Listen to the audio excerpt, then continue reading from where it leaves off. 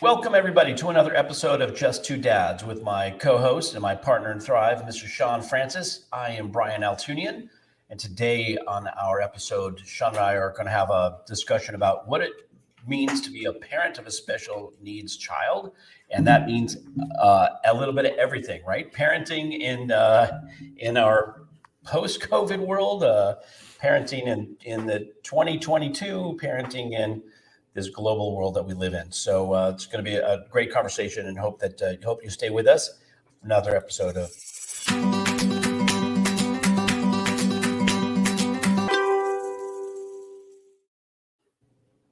Welcome back, everybody. I'm Brian Altunian, along with Shawn Francis, and we are hopefully you're catching us live on Facebook.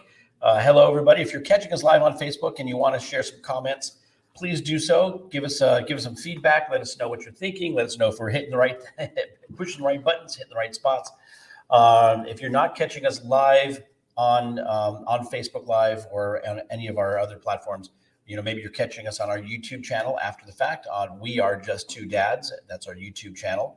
So subscribe and leave your comments there too. We read all those comments. Our guests like to read those comments as well. So share them with your friends. If we hit on a subject matter that's poignant or strikes a nerve or has you get engaged, please do so. We love to have the engagement. We love the participation. This is just two dads having a conversation, but we know that we're having a conversation that hits a lot of folks.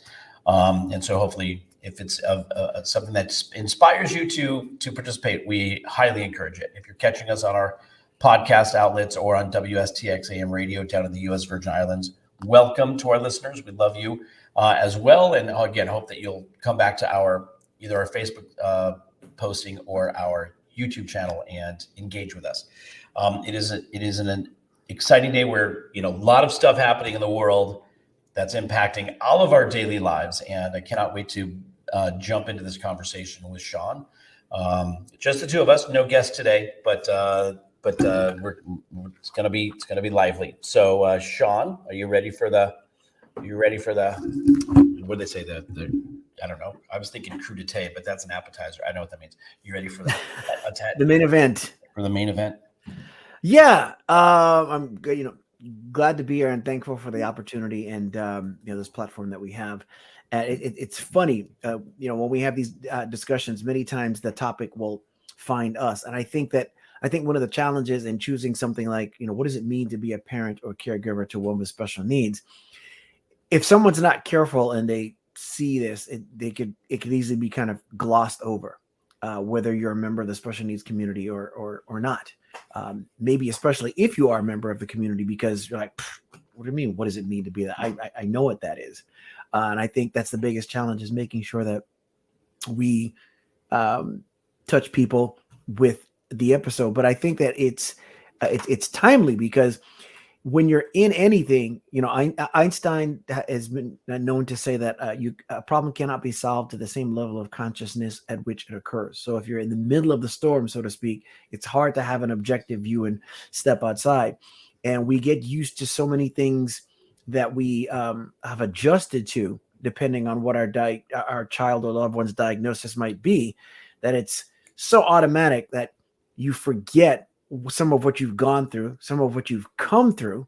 And so we hope to have people arrive, including ourselves, at new levels of appreciation for the things that we've been able to persevere, and maybe the way that we will follow and face certain challenges ahead. Then at the same time, develop some kind of empathy for somebody that's listening, especially if you happen to not be a member of the community, the special needs community, and don't know what that's like. And right now, it seems like, we don't have enough empathy in the world, generally speaking. As I like to always say, in the words of, I first heard this from Michael Jackson, which is, again, we need to remain more childlike and less childish. Curiosity and about others is the key to everything, trying to make sure that we know what it's like to step into other people's shoes. So what I figured we would do is just have a conversation many times as we do offline, and kind of review, because it means that we're going to have to probably dig a little bit and think back to what some of these things were like. You and I talk often about, okay, what was it like when your child was diagnosed? So I figure what we could do is I'll ask you about it to kind of go back, and then I will give my perspective. And so I figured we could touch on several things. And the first thing is obviously when you go back to the diagnosis, not necessarily the moment of what that was like, but the diagnosis has taken place. Life has now begun. And let's talk about what each of those were like. And we're going to look at several topics, how it affected us, emotionally, that affects our relationships and strengthens them or challenges them, depending on the situation. And then we're looking at the social impact. And then towards the end, because it's the profession that we are in, we'll look at how a diagnosis affects a family financially. And I'll be candid about some of that stuff with each topic as to how it affected my wife and our family, and for you to do the same. So what would you say is the first, we touch on the emotional part. The diagnosis has taken place. We each know that we've experienced being told of the diagnosis in a manner that's very cold and heartless, so to speak. But once we've gotten past that, for you, what was it like when you got past that and began to deal with life with your daughter Jordan's diagnosis? Well, yeah. First of all, it was quite a long time ago. It was like 1996 or so, I mean, the initial impact was huge. I remember driving home, like I can picture it, because I remember exactly how I was, driving home. We had a Honda Odyssey. I was on the 405 freeway in the San Fernando Valley. Like I remember exactly where we were. There you go. As my brain was processing, and I remember it. The feeling was, I kind of felt sick, like I had been kicked in the gut. Partially because I didn't expect there to be a diagnosis. I expected there to be, maybe a challenge with Jordan's hearing, or, honestly, my mother is the one who said, you should have Jordan checked out. And I was like, oh, it's a good chance for me to tell my mom to mind her own business. And then, of course, my mom was right. And she didn't know what she was specifically pinpointing, but she had an inclination, and she was right. And I kept thinking, like, well, my view and my image of the world has changed, and not because my mother was right about something, but more because I thought that I was more aware than I was. I mean, clearly I was not aware of certain things, and it changed my perspective on how I did things. Right. I remember thinking, so after the fact, right, I remember thinking, what was I paying attention to? This is my first child. If I wasn't paying attention to her development, what was I paying attention to? Was I paying attention? And so that made me question a bunch of things. And, what do we do now? That's the other thing. What do we do next? What does this diagnosis mean? And honestly, when people asked me in the first several years, what was she diagnosed with? I was like, I don't even know what she was diagnosed with. I don't know. I remember the first terminology that stuck out in my head was microcephaly. And so if you just break that word down, microcephaly, micro meaning small, cephaly is having to do with the head. I mean, small head. What does that mean? So is Jordan's head smaller? What does that mean? Right. But what it means is it means that there's a delay in development, because some people think that the skull constricts the size of the brain. Actually, the brain dictates the size of the skull. So as the brain is growing and developing, it's actually pushing the brain and pushing the size of the head out. And so if somebody has, by the way, folks, doesn't mean if you have a smaller head, it means there's anything wrong or there's anything, it's just how your brain and body develop together. And it was really kind of an umbrella diagnosis, microcephaly. I didn't even know what it means. And so it just meant that, delay in a learning disability, learning delays, developmental delays. And that just seems so, the other thing I felt like, it was just like saying, you've got a cold. Like, well, is it the flu? Is it the measles? Is it the mumps? Like, you're sick. What does that mean? It's an umbrella term. Like, what is it? What the hell does that mean? Microcephaly, developmental delays. And so when I asked her the question at the moment, the neurologist, she says, well, they gave us, this is the thing that you're talking about. They gave the real question that parents want to know about their children is what's going to happen to my child going forward? And we think about it as it relates to other children that we know on a going forward basis. So for me, it was, she just said it flat out. She won't drive. She won't have a job. She won't be able to finish school. She won't go to college. She won't live on her own. She'll need assisted living her whole life. Well, that altered the picture of what we had for our child and for our lives. What does that mean for us? How does that change, for us and our perspective of what family means? Right. So it created a whole bunch more questions than it gave us answers, even though we had an answer. And we went online back in those days, in the early 90s, before the internet was pre-Google. We had to search and figure out, what does microcephaly, developmental delays, what does it all mean? And, we were fortunate to find a support group, an international support group online, a message board that gave us some answers and gave us some hope for some direction. And that was through a lot of learning and a lot of, deep dive, and but initially, just to answer your question, it was a lot of, what does this mean now going forward? How does it impact us? I know we've got more pieces to unpack there, but that's just, I wanted to answer that question, because I'm sure you had a very similar kind of experience, right? Yeah. I think it was probably because my wife had 2 daughters from her previous marriage, in addition to the fact that girls mature faster than boys. So at least this is just my theory as to why she thought something was not quite right with Elijah, and could tell certain milestones, were delayed, because I had younger cousins and stuff like that I'd been around, as babies, and cared for them and changed diapers and stuff like that. But it was also at an age where I wasn't necessarily paying attention to the milestone. And then everybody was neurotypical. So they walk when they're supposed to walk, they talk when they're supposed to talk, just all that kind of stuff. Right. So for me, being a first-time dad, I thought that everything he did was not only cute, but it's all right on time. And I hate to say this, because this is like some big sense of vanity or whatever, but he wasn't always, has been since he took his first breath, just a beautiful child. So you're like even when people would say, "Oh my gosh, he looks just like you," I'm kind of like, really? I don't think I'm not bad looking, but I don't think I ever looked that good in my life. So thank you. Yeah. So, and then as a guy, so I think it begins to fall right into the whole thing of, you know what? I'm going to introduce him to my favorite sport, my favorite team, my favorite artist, my favorite songs. He's going to like all of that, because and that's where your vanity comes in. So I didn't, and it's funny. He's mini-me. Right. And it's funny we're re-examining this, because I think that comes about twice as much for a man who has a son. And so I just thought that everything he did was cute, and it was like, what do you mean he doesn't look you in the eye? I kind of like, I don't see that, you know? So we go to the doctor, and it's funny because as cute as I am, generally speaking, because I pick up on things where people are like, who would ever notice that? Why do you notice that? I still don't recall. It's not like I even go back and think and go, you know what?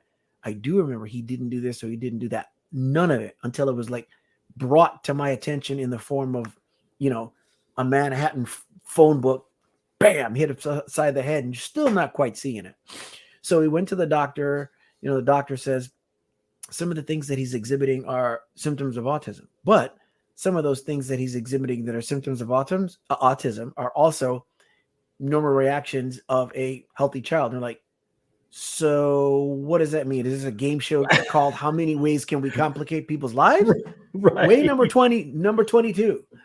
So what do we do? And he says, well, you get him into early intervention because they don't diagnose before the age of 3. Now, since that time, I've heard that diagnosis will take place at an earlier age. So he got into earlier intervention. And I don't remember the gap between early intervention and the diagnosis. I just know that there was a period where we're going to be testing him and doing these different things for a certain amount of time. I got very familiar with the campus of UCLA. We did. Yep. And that's why I was thankful for the work that we do in financial services, because I was quote unquote my own boss. But to be truthful, and we'll touch on the financial piece a little later on, but I was not making a dime either. I just had the time to take him where he needed to go. And my wife, Laura, actually took a leave of absence so we could get him where he needed to go, for appointments and everything. So we saw a neurologist, all this kind of stuff. And there was one instance where, we were pretty certain that he had a seizure. I happened to not be home at the time. So, those things take place, but I'm kind of jumping around. But anyway, after we got to the point where the diagnosis was given, like I said, it was done in a cold manner. We got to the point where we have this period of time where they think they're going to be able to tell us kind of what's going on. And when that time comes, I'm like, well, okay, we haven't heard anything. So I'm calling the doctor's office, and Laura's at work that day. And yes, my name is Shawn Francis. I'm calling regarding my son, Elijah, blah, blah, blah. Oh, yes. Just hold on just a minute. Yep. Yeah, he has it. He has autism. It's crazy. And I'm like, and I didn't even have the presence of mind to just like, how dare you say that so coldly? It's like I wasn't sure what to feel or whatever. So and this is where when we get into looking at how it strengthens and or challenges or ends, marriages, ours happened to right away. Well, it strengthened us initially. It didn't challenge us right away at first. And by that, I mean that we came together. Laura's like a cop by nature, and that, what is it that we're going to do? All right, I'm going to go find out what it takes to get it done. And she'll either do it, or if it's something that she doesn't need my buy-in on it, and we just know it's in our best interest, she'll just do it. If it's something that we know we're going to talk about, she'll come back and lay it all out. So she laid it all out in terms of, here's our early intervention work. So I got into there was a mommy and me class. I was the only dad in that class, and that didn't even have anything to do with autism. So there was that, and the therapies that he was going through. And emotionally, I think the biggest thing I was coming away with was like, what does this mean? And I took on a certain amount of blame because, as I've told you before, coming from the Virgin Islands in the Caribbean, education is huge. Everybody is at least getting their 4-year degree, bare minimum, if not becoming a doctor, attorney, or judge. And I've got all those in my family. Yeah. And for me, I did about 5 minutes of college, something like that. And part of the reason was because sitting and doing things academically, at least growing up, was always a challenge. And what happened is I bought into the notion that something might be wrong with me because I was never mentally in a classroom. My attention just could not be held. Right.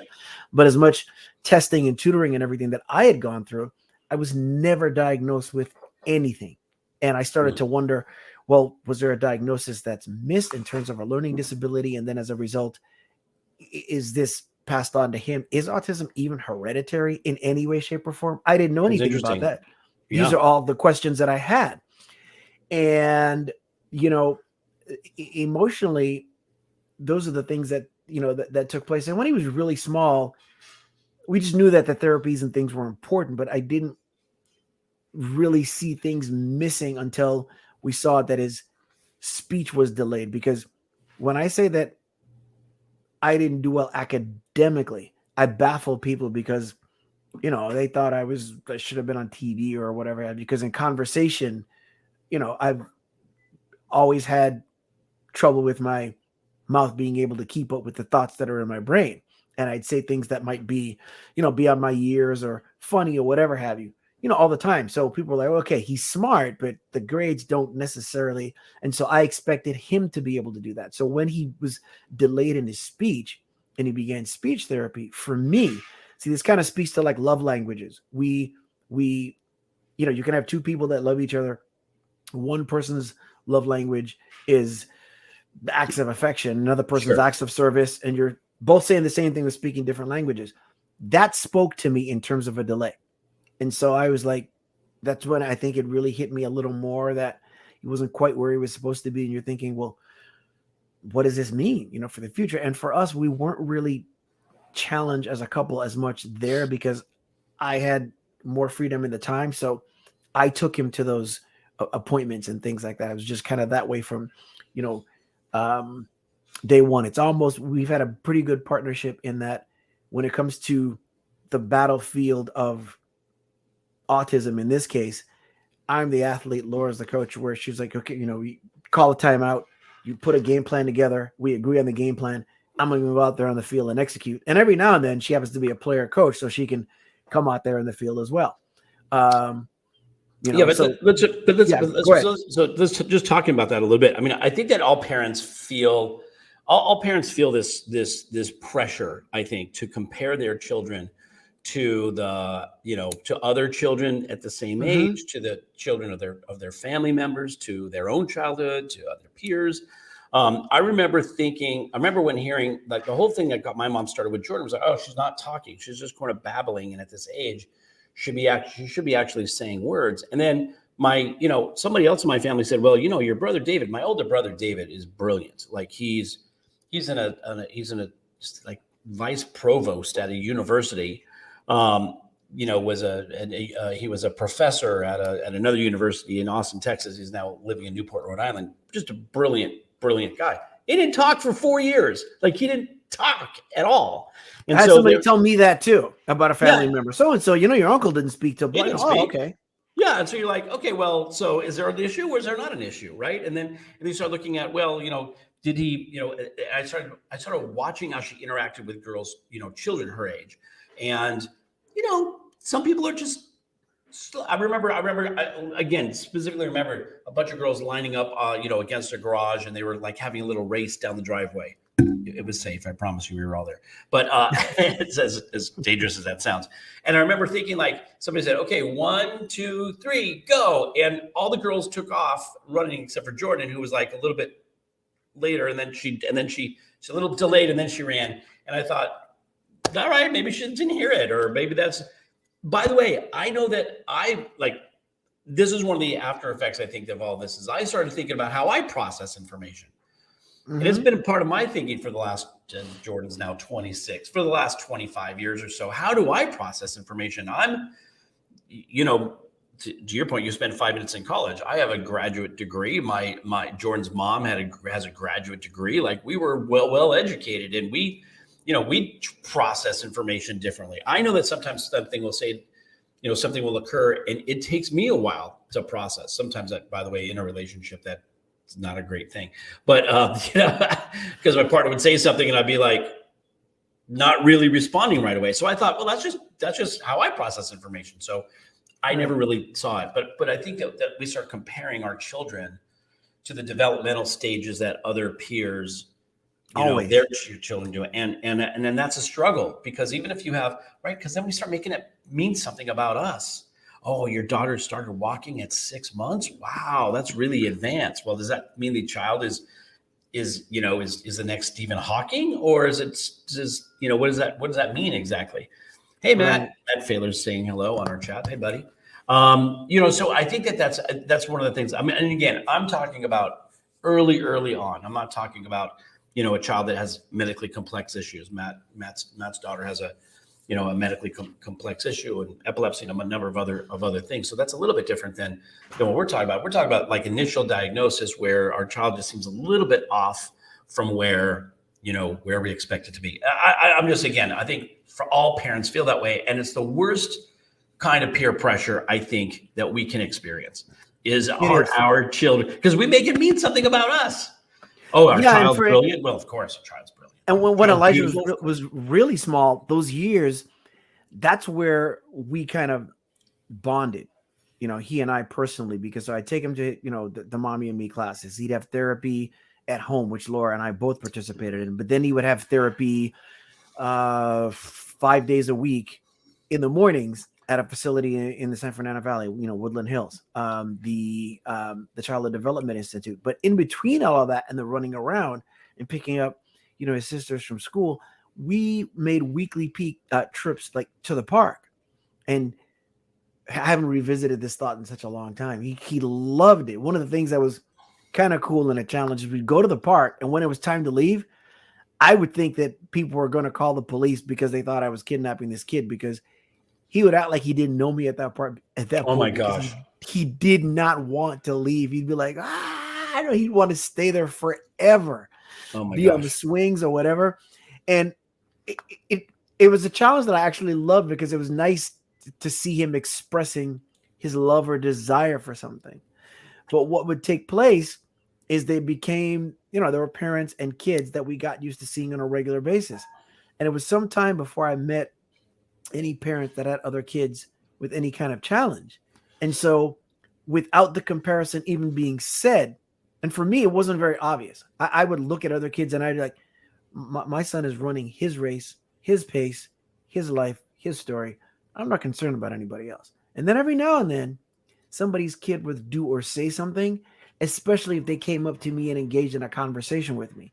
And then when they walked away, that's when you'd be like, I wonder if he's really going to be able to do that. Yeah. I wonder, I don't know. And that's the kind of thing that would just really take you. And it's not so much about, for me, it wasn't as much of a comparison about him. Oh, you should be able to do that because that kid's doing it. It's just, will you be able to do that? And that's when all the other questions come in and you're like, will you experience friendship? Will you know what love is? What will that be like? And at that point, I was still finding my way in financial services. And I think that's where it kind of led into like, well, how do you prepare for when you're not here for them to hopefully be strong in those different areas? So the emotional bleeds into the financial at that point too. Well, yeah, you ran way far ahead from where I was. I was still in the mode of, we were trying to decide, do we have more children? Like, does this mean that all of our children are going to be born with some sort of we thought that issue? Too. We thought that too. Yes. Right. And I know that, Matt's posting some stuff on our comments. So I'll come back to Matt there in just a second. But, we weren't sure if this was something that, again, was hereditary. Is this something about us? And so we had to go through all of those, that internal conversation, both internal and together, just, the two of us, and talk to experts. And I know we're talking about early intervention programs, and luckily we did get Jordan into an early intervention program. We had some experts that we could talk to, and they say, it doesn't necessarily mean, that you will. And then we did have another child, and Gabby is as, opposite on many scales as Jordan. Gabby did go to college. She did graduate with honors. She had no delays. She, has multiple degrees, and, there's just a different kind of the way her brain processes things. And then, but Gabby's not perfect. Our children are all not perfect. They go through some stuff, but yes, go ahead. I just thought of something, and if it throws you way off, you can let me know, because so our dynamic, that we, could have our last name be Walton Jackson Osmond, because obviously we became very blended as a family, even more so because we became legal guardians too, and then adopted my sister-in-law's 4 kids. So 7 kids total. So the idea of how it affects other children came about when Elijah was maybe just a little older than would be the case. Did you guys experience, after you're like, okay, we're going to have more kids and forge ahead, we're not worried about what might happen, and you have Gabby, from what I understand, Gabby's never been resentful or anything like that, but did she ever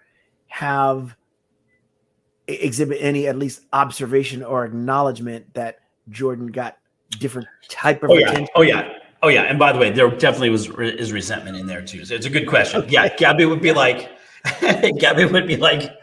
I just came home with straight A's, and you're celebrating that Jordan got a C in this class. Like, what is that? How come I'm... How old was Gabby when she was saying that? 6. No, I'm kidding. I don't know. She was a little bit older, but it has been there, right? And the issue is, here's the thing with my kids. By the way, I love my children so much. My children are my life, honestly. It's funny because we're going to get into conversation about relationships. I don't think we're not going to have time to cover everything in this full hour. In a full hour, because people that know us, you guys, if you've been listening to us for a while or watching our, that we can talk forever about certain things. At some point, I think we've sort of lost it. Is this interesting or not? Because we just can talk to each other forever. And we do it. By the way, that's how this whole podcast came about. So we're just 2 dads just having a conversation about things. Let's go back to our kids. Anyways, I love my kids like to the very depths of my soul. Yes. And they're so funny. Jordan, because she had some early issues, and again, Matt, I appreciate your comments. You're absolutely right. Not that our children are are different. That everybody has a different level of ability, right? Everybody has different abilities. I totally agree. And when you have some support and you've got support structure in place, you can help your child achieve much more. The positive thing on Jordan's side is, as many of you who have watched our podcast before, Jordan is 26 years old. She's married. She lives, in upstate New York with her husband, near his family. Near her mom. She has a job. She's an educator. She teaches in the school district. She drives a car. All of the things that they said she would never do, she's done. So it's a great success story, and she still has challenges, and she still has issues. There's sensory issues. There's anxiety, issues. There's a lot of stuff about, feeling out of place. For Jordan growing up, some of the challenges were, and again, if she were on today, and I'm not sure if she's on, but if she were on today, she'd be in there typing away, well, I had this problem and I had this issue. Some of her issues were in peer relationships and not knowing how to fit in, and not knowing, because she wasn't, really, so severely impacted that she felt that she, should be in a special needs class, but she did have issues in a mainstream educational classroom. So she had some challenges there. And so we're trying to find ways for her to fit in on a social setting. And so she kept getting into trouble, if you will, on a social basis. She would, have disagreements with girls. Girls, by the way, young girls in this country, I don't know what the deal is, but young girls in school, they're so mean to each other. There's a thing about young girls in our education system. Well, that's a whole nother topic, but it's about what they're forced to consume when it comes to media and everything else. Right. This was all pre the social media craziness now, right? But I was going to ask you though. I was just gonna ask you, so especially for somebody that's listening that may have toddlers and a diagnosis is new to both the family and the neurotypical sibling.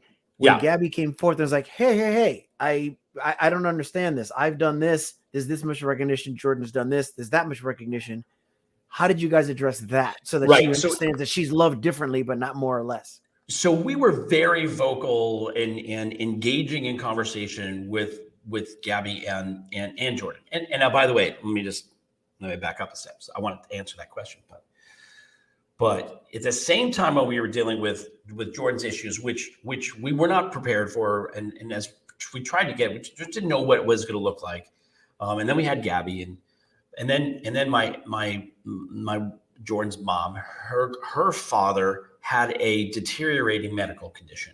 He had Parkinson's that had him go from, he was the head baker at the Cheesecake Factory, as we all know the Cheesecake Factory. He was the head of their bakery facility. And he went from that to being a catatonic, I don't want to say vegetable is such a terrible description, but somebody who didn't move, didn't respond, didn't connect with the world in less than 4 years.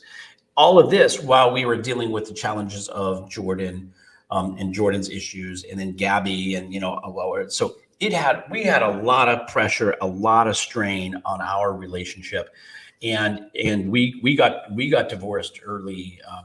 I say early on when I think Jordan was about 3 or 4 and Gabby was 2. We got divorced, and we realized partially that we wanted to focus our efforts on the needs of our children. The needs of us in a relationship were already low down on the priority list, and neither of us really wanted to live that way. And we just decided to be better. We were better co-parents than we were as a married couple. Gotcha. And we put all of our efforts on the kids. And so as they were getting older, we were very upfront with them about a divorce and what that would mean, how they would live in 2 houses, how that would go. And so we were very open in communicating with both of them things. And so when Jordan has had issues, we explained, look, Jordan, you just learn differently. Everybody learns differently. Everybody has different abilities. Even as Matt Failer says in our comments, everybody has different abilities. Yours just require a little bit extra time and effort and patience. And for Gabby, I said, Gabby, you don't have those issues. You may find that you're going to have other issues down the road, but you don't have those same learning issues that Jordan has in school. So when it came time to, hey, how come you're recognizing her for minimal achievement and you're not recognizing me? A part of it was she was saying, hey, I'm here too, not I blame Jordan, for Jordan's issue, because I don't have an issue, so you're not going to pay attention to me. It was really like, hey, just, don't forget me kind of thing. Right.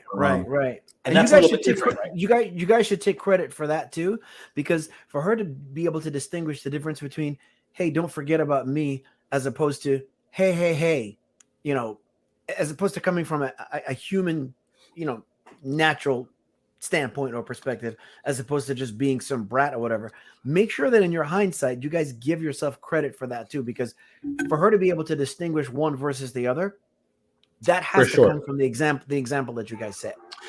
Well, I will say this: I remarried, and so she had us as parents, and then she had a stepmom in the mix as well. And her stepmom was very where Jordan and Gabby's mom. Let's just be careful how we say certain things. I love her dearly. I do. I love her dearly, and there's some rigidity.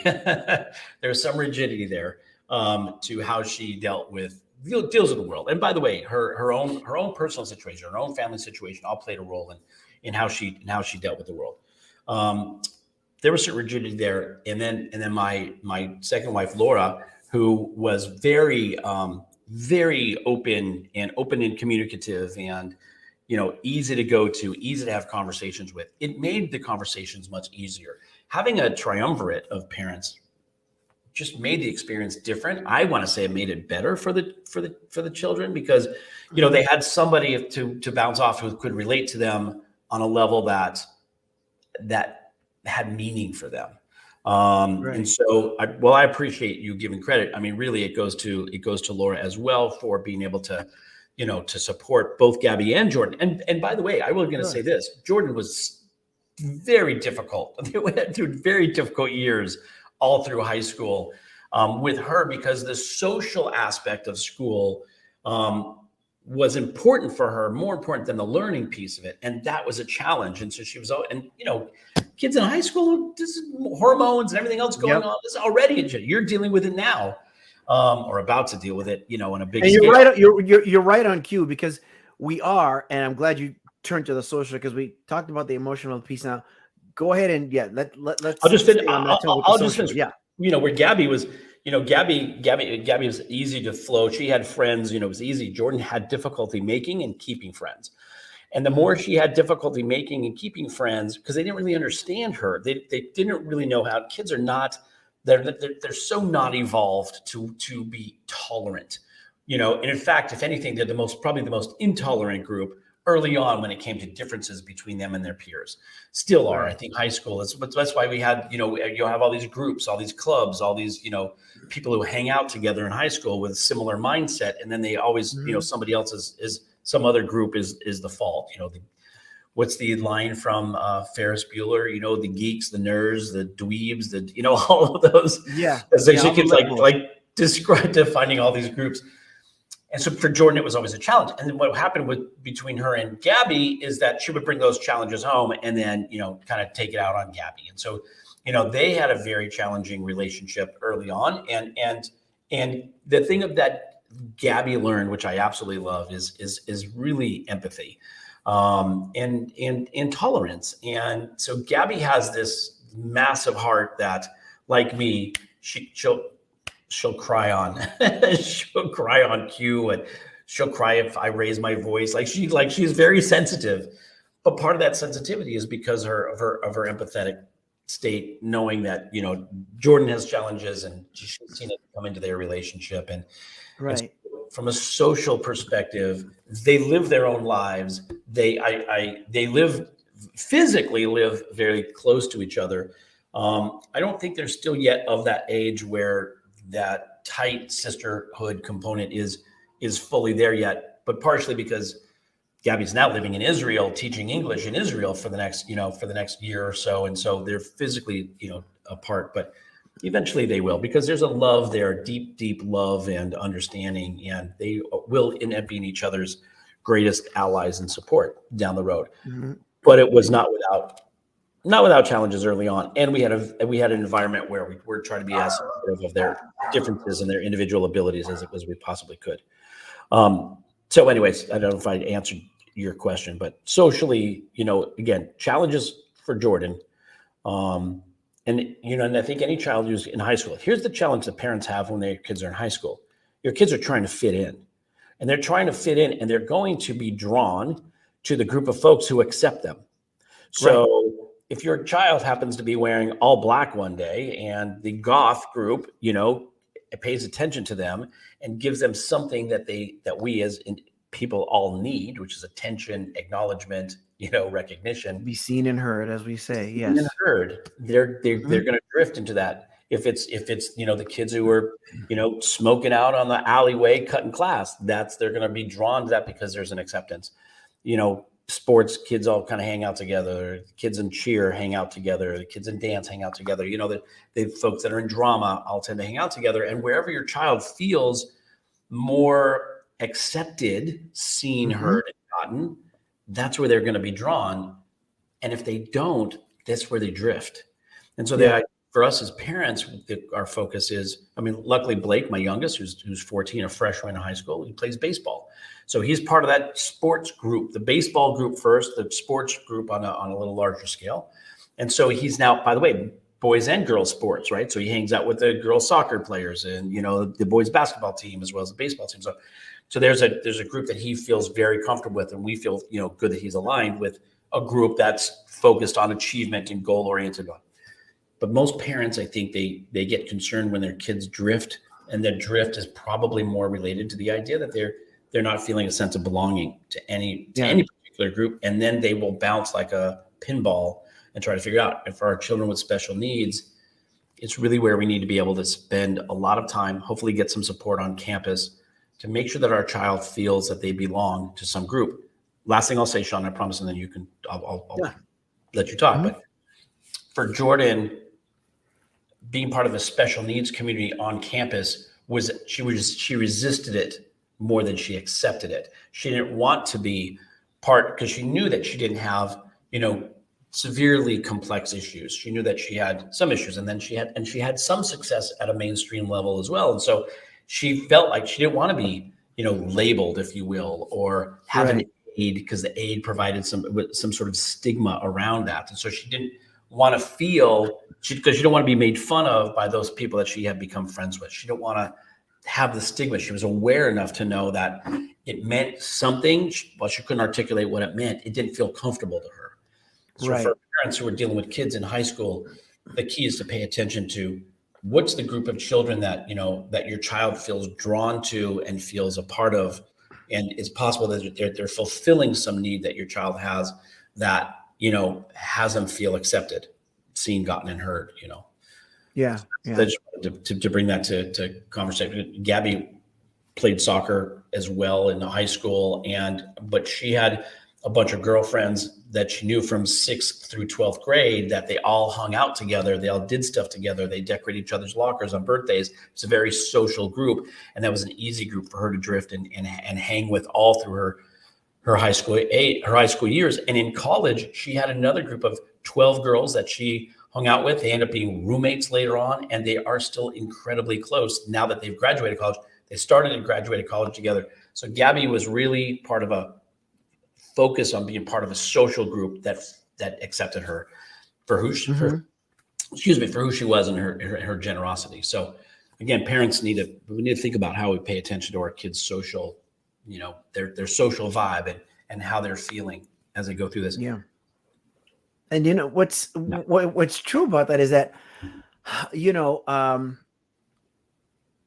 sometimes depending on what the diagnosis is, how severe it is, and what the challenges are, you get so caught up in, we like to celebrate all victories, big and small.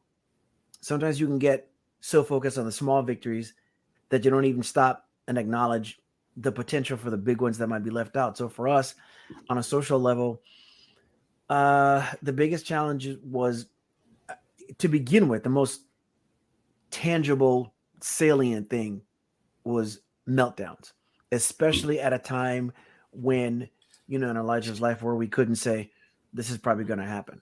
Meaning, like right now, if he's upset about something, and he's getting upset easily, we can point to, he hasn't eaten.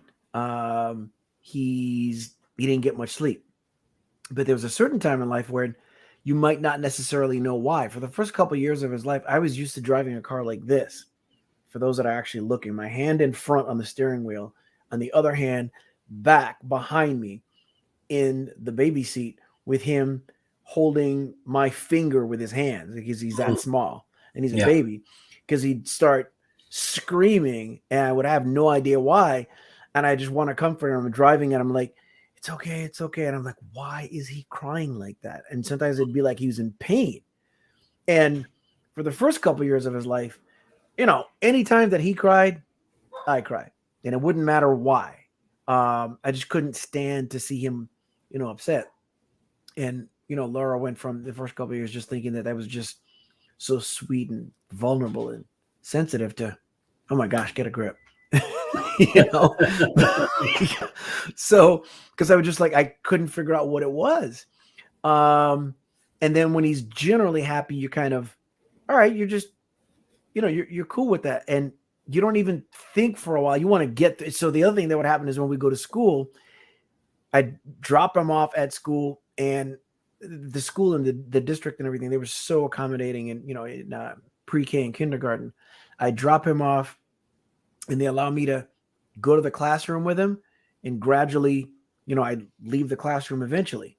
We went from I'd leave him when he wasn't looking to telling him bye to shortening it where I'm, walking him to the class, then just dropping him at the gate to eventually get to the point where you could drop him off to where a normal kid did. And I don't remember, excuse me.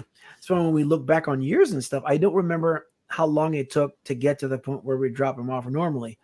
But just before getting to that point, what would happen is I drop him off at the gate, I'd leave, and we'd gotten to the point where, okay, we're cutting it off. I'm not going to the classroom anymore. I'm leaving here at the gate because we want this to become normalcy. But I'd leave at the gate and I tell him, bye, bud, give him a kiss. And I get in the car, and as I'm driving off, he's screaming, wailing, crying, won't walk to the class.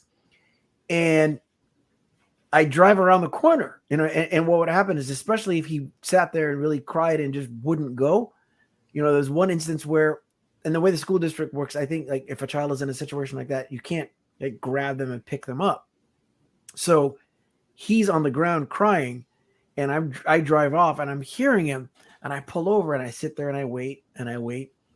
And I must have freaked out the aide, because I turn back around and I pull up to the gate, and I'm like, why are you just watching him cry like that? Why are you not helping him up? Why are you not comforting him? Why are you not consoling him? And I'm just like, and she's like, I can't pick him up and force him to physically go to the classroom. And I'm just like, that's not right. And that was my ignorance, because the truth of the matter is he should be allowed, he kind of, I thought anyway, cry it out. And, it's like a muscle you flex and eventually you get stronger. So that was the first big thing socially. Then when it came to outings, because, doing the work we do in financial services and having the freedom of, creating my own schedule, I did the Costco runs and things like that. And those became things that were either enjoyable or a big challenge. And then, again, especially at the time when you don't know when the meltdown is going to take place, because he's not telling you that he's hungry or you put him to bed at a certain time, but if he doesn't get the right amount of sleep, and the meltdown can take place. And for me, the benefit from it and how I knew that I grew was, I'll never forget, on one of my Costco IDs, the picture isn't, just me, the ID card, it's me and him. They got used to seeing me there with him. Then it got to the point where when he was in school, like full time, when I showed up there without him, they'd be like, well, where's Elijah? Like, why are you shopping? Why are you here without him? Like, you need to leave and go get him. Like, you shouldn't even be here without him. Yeah. But he had a meltdown at the register. And, this is when we've grown exponentially as a family. So there's 7 kids. I got all these groceries and household items, and he's losing it at the register. And I would ordinarily the louder he'd get, the more I kind of look around and like, all right, it's okay, relax. And I'm thinking, I don't want anybody to stare too much at him being upset. I don't want to get too upset because I don't want to be seen as a jerk. And I'm trying to remain under control and cool and calm and never feeling I'm successful at it. And a lady came up to me and said, she goes, you have so much patience. And I was like, Mm. who? Me? Yeah. You need to get your eyes checked but what it hit me when she said that is that I was oblivious to everyone else around you. So one of the hashtags I will post often is autism teaches. And that was one of the first lessons that it gave me, which is that I began to get a level of disconcern or disconnection about what other people thought about me. Yeah. Because That's a powerful one. not to mention, it's selfish. My child is in need. He's not just being a brat, Right. And Right. here I am, instead of thinking of him, I'm like, how does this look? How do I look? Right. You know what I mean? Right. And I realized for the first time that I wasn't really thinking about that. So that, and then him making friends, we had parents groups and things like that, where we had gatherings and get-togethers and things like that. But he hasn't really still connected, and he'll ask to go see my mom. He'll ask to go see his uncle, but he doesn't have friends outside of the family where he's like, I want to go see so and so. There's none of that's taken place. So, that's a whole nother topic for an episode altogether, which I know we'll cover. But we're at 50 minutes to as always. I know. I don't know how that the happened. case. Yeah. Yeah, it seemed like we were moving along pretty. So before we look to try to wrap up, let's touch on the financial piece. And I'll say real quick, when I saw an opportunity to partner with an entity to provide information about how to put money to work for yourself, as opposed to the other way around, plan for your future, and there's ways to grow money without losing any of the principal, all that kind of stuff. I thought, well, if families with neurotypical children need that, it's 10 times more important for families that have members with special needs. But I spent probably about a decade being in my own way. I'm still concerned, despite the lesson, about what other people might think or feel about sharing information, tools, and concepts that would help them. I got over that eventually. And, being in the state of California, how we were affected by the diagnosis from a financial standpoint has not been as much as it might be other places, because we have access to so many fantastic services here. But what I've learned from it, though, is the value in having your own plan, because the services that you have access to that are great are services that are, mandated by the government. So those things could change at any given point in time, and you don't have any control over any of it. Right. Exactly.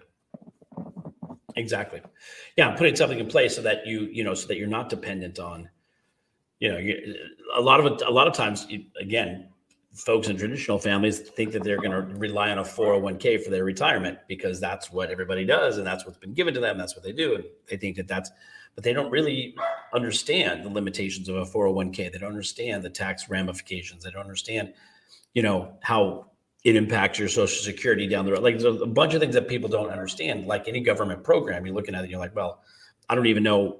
If you ask somebody in detail, like, do you really know what this thing is invested in, where your money is, how it's going to grow, what you're going to do, how much you're going to have when you retire, et cetera. Most people don't have any idea. So having a plan in place for now, for the near future, and for, the time that you want to retire, and then, ultimately hand down, some part of your estate to your children, make sure that your children are taken care of. For our special needs families, make sure that your child has all the resources that are available to them, should you not be around, who takes care of your child. So having a special needs trust in place and understanding how some of these things work, significant. It's significant for every family, but we've seen it, how it impacts our special needs families too. Mm-hmm. We're just talking about emotional and social, and now we're talking about the financial impact of having a child with special needs. Could be a big, and we'll devote an entire show to. We have in the past, but we'll devote an entire show to in the future, and break down the many different ways in which those effects take place. I had a conversation with a parent that I sat with the other day, who had two of them. One was looking at how what she receives for IHSS in the last year in home services has actually increased, and then I had a conversation with another one that was looking at. Because the pandemic, you think? That I don't know, but I had another parent that I was talking with, and she's looking at working with me from an income opportunity standpoint, because we're able to help her with services and some estate planning income protection, things like that. But the one thing she was saying is that, just like you could have the income change and it's dictated or determined by the government, it could also be dictated in the opposite direction, where not only is it less, but then the existence of the program altogether, meaning that without a plan of your own put in place, you're still at the whim of a system or somebody outside of yourself. So just as we would not advise someone to bank on life insurance through an employer, which you can't take with you once you leave the employer 9 times out of 10, by the same token, if you're receiving benefits, whether it's SSI or IHSS, whatever the case might be, as a result of a disability or a diagnosis, those are things that are still dictated by the entity who's providing it to you, which is the government. So it becomes twice as important and incumbent upon you to make sure that there's a plan of your own in place, which is, again, the great work that you and I do. And I feel like we're just getting started at that. But speaking of getting started versus ending, we are at the 55-minute mark. Yes. We have pet names for each other of how long we can actually go and ramble. But by the way, now we're not rambling, as we're wandering nomads, but we really talk about things that we know are important to us and to other folks too. So I think the biggest thing, and as I always end the show talking about empathy and love, that's where Shawn and I come from. We know that the work that we're doing, that just in conversation with each other, it's valuable because it furthers our own journey, and we know that it has that kind of impact for others because we're empathetic folks, and we know it. Just for everybody who's listening or watching, we always come from the place of love. We want to make sure that people have access to information and just engage in conversation.